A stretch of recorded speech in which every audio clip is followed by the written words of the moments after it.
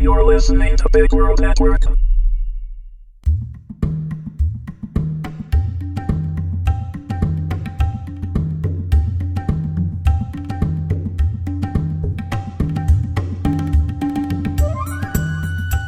Phineas Frakture and the Dolomites, Episode 1. Written by Joseph Gatch. Read by Michael Young. Dolomites. The name alone instilled fear in the hearts of the most seasoned soldiers. Denizens of the underground, lurking in sewers and tunnels beneath the city of New York, they traveled in groups of 4, and if you ever saw more than that, you'd better run for your life. They were hulking, lumbering beings dressed in environmental suits. No one alive knew what they really looked like. Those who found out never lived long enough to tell. Though slow, they tenaciously pursued their quarry until they dragged him back into the underground. Always men. They never took women or children. No one knew why, and no one was ever foolish enough to follow to try and find out. It was said that when the Dolomites first appeared and took their victims, a mob of over 50 upstanding New York citizens followed them down. Those 50 were never seen again. The name Dolomites was derived from the sound their breathing apparatus made, a wheezing "dolo" as they breathed whatever gas was in the monstrous tanks they carried on their backs. And they only came out at night. Parents used the term "dolonite" to scare the children from staying out too late.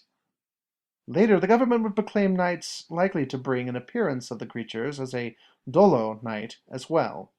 Eventually the term was bastardized into their name, and rang out as a warning when one or more was sighted. A plague upon the city, there seemed no hope to cure the disease that grew under the streets. It was only a matter of time before it ruled above as well. "Pin?" The 3-year-old girl, Isabella, watched as her older brother stopped playing with his wooden soldier, his head cocked to the side, listening to the sounds of the street.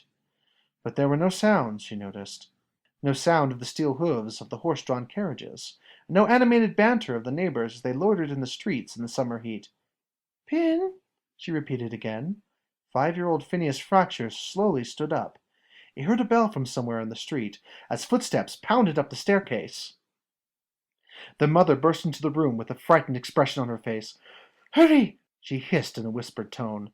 "Into the space now! Be quiet about it!" The siblings moved quickly, knowing the drill from past performances. A ladder was pulled down from the ceiling just beyond their door in the hall, and they hastily clambered up and shut the latch as their mother put the ladder back in place. Phineas cracked the edge of the hatch and peered out through the slit. Below, he saw his mother rush back downstairs to the parlor, dousing lights as she went. He could see the outline of his father, placing a barricade in front of the house door. They whispered as they went, making sure there was nothing missed. The front door trembled, stopping them in their tracks. Father, tossing all caution aside, yelled for Mother to go. Hesitant at first, she turned and bolted up the staircase again, as Father braced against the door. He was thrown clear as something crashed into it. Phineas could see the oaken door bow from the pressure exerted upon it from the other side. "Hurry!" Father called up the stairs. But at that moment Mother appeared at the top, holding a box which she already had open. Surprisingly, with her hands trembling and the unholy pounding upon the door, she had the contents ready for Father as he came up the stairs. She slapped the revolver into his outstretched hand as the front door exploded into 100 shards. She slapped the revolver into his outstretched hand as the front door exploded in 100 shards. Stunned, Father slipped as he turned to face the intruders, falling a couple steps toward the bottom. A red lantern, mounted upon a gargantuan helmet, swept the entryway until it settled upon the man. The house became unnervingly quiet for a few seconds, and then a breather mask made the sound man feared most. Gunshots followed it. Phineas watched in abject horror as the bullets sparked off the helmet of the Dolomite. All 6 had hit, but did nothing to slow the monster. His father drew the gun in a hopeless gesture of defense and began scrambling backwards up the stairs. A scream quickly followed as a hook slammed into his right shin, pinning him to the stair. It happened so quickly, though so slowly in the young boy's eyes. Another scream followed, that of his mother, as she watched the Dolomite rip the hook from Father's leg, and then grab the wounded appendage with its other hand. Behind him, Phineas realized that his sister had also begun screaming in fear. The boy shut the opening and pulled his sister to the corner, holding her to him and cupping his hand over his mouth so that they would not be discovered. Below, their mother continued wailing, helpless to save her husband, who was being slung over the beast's shoulder like a rag doll. Its work finished, the Dolomite lumbered back out the doorway, leaving the house one occupant shy. The children heard their mother's screams for help, which went on for what seemed like hours. But when the Dolomite had come, help never did.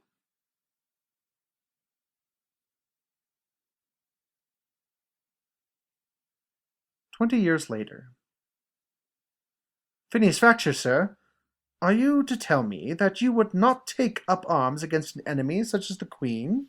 That you would stay here, hidden in the classroom, while your countrymen became heroes?" A low murmur rolled across the classroom at the question. Everyone knew the professor's stance on the military, but this tried-and-true tactic was always guaranteed to wash away any thought of a weekend assignment. Turning to the chalkboard, his weapon of choice clutched in his hand, Professor Phineas Frakture pointed the stick of calcium carbonate at each student until it came to rest upon the perpetrator. "Mr. Wellwood, it is funny how you stay so quiet, so unassuming, until the very final moments of the class, and then you pounce with the speed and stealth of a floundering wildebeest." The class chuckled at their mate's failure, and the professor continued.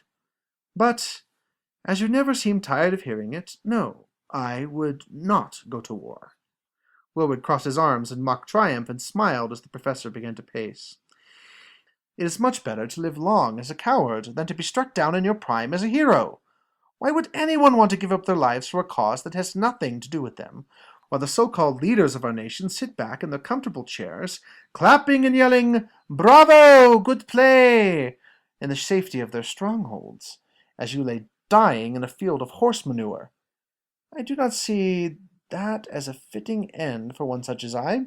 You, Wellwood, may die wherever you choose. I will stay here in the safety of the classroom, trying to teach the youth of our nation that science is the key to our longevity, not war. Now, I know that many of you see science as a means to war. Lord knows that many good inventions have been twisted into killing machines. However," Frakture's voice rose and his pacing increased. The students lived for these shows. Professor Frakture was famous for his tirades all across campus. "There are instances where science has prevented wars. Imagine, if you will, what would have happened to this great nation if slavery had not been abolished and the automaton had not been invented. Historians have already surmised that this country would have torn itself apart in a civil war, sending millions to their deaths. But because of one little thought, one person asking, 'What if?' we now live in a society that is catered to by machines instead of slaves." He glared at each student in turn, his dark brown eyes peering out from behind unruly hair. "Yes, I gladly call myself coward, but that is not the issue here. No.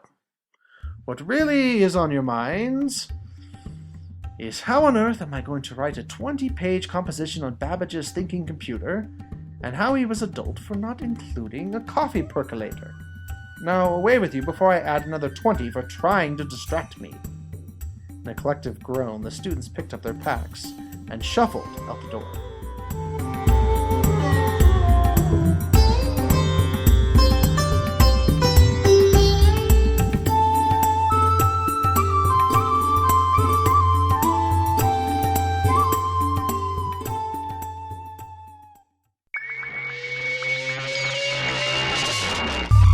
You're listening to Big World Network.